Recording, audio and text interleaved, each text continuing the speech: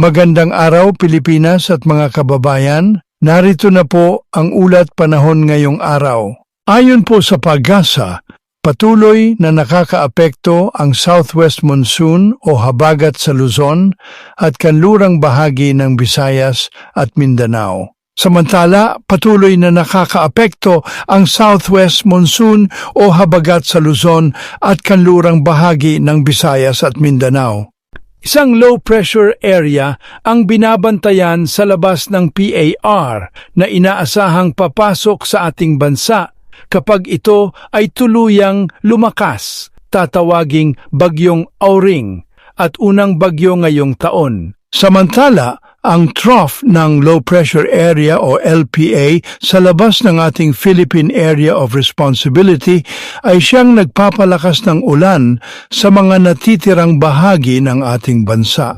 Narito po ang ulat panahon mga kababayan, mula po ito sa Weather Bureau ng Pag-asa. Meron din tayong minomonitor na low-pressure area. Ito po ay nasa silangang bahagi ng northeastern Mindanao or Caraga region ng about 1,120 km. Itong low pressure area na ito ay naasahan natin na sa loob ng 24 hours ay papasok sa Philippine Area of Responsibility. Pero yung development niya para maging tropical depression ay mababa. At yung northwest propagation niya, dahil meron tayong trough or yung expansion niya. Ibig sabihin ng trough of low pressure area ay merong elongated extension yan na kung saan yung mga lugar na yun ay may lower atmospheric pressure.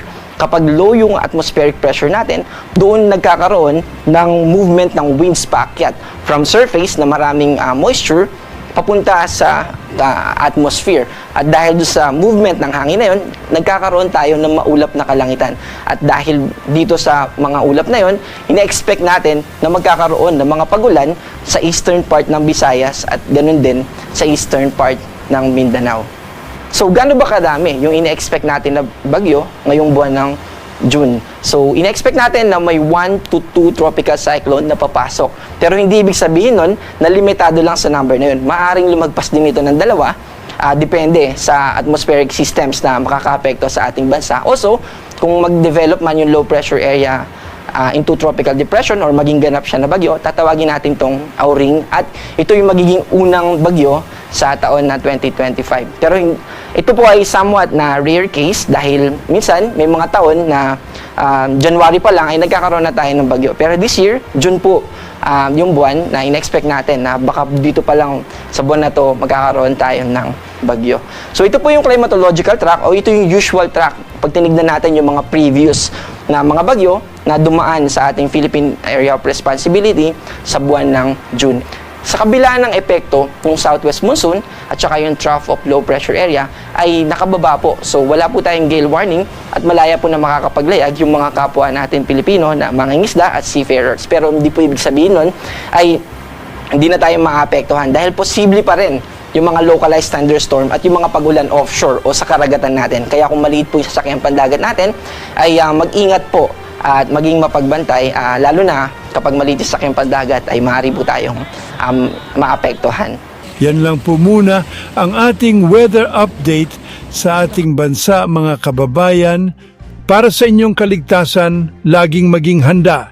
Magdala ng payong o kapote, iwasan ng mga lugar na madaling bahain at manatiling updated sa mga ulat panahon. Sa mga naghahanap po ng rechargeable super bright solar flashlight and waterproof work light, click nyo lang po ang product basket na makikita nyo sa inyong screen o sa description box.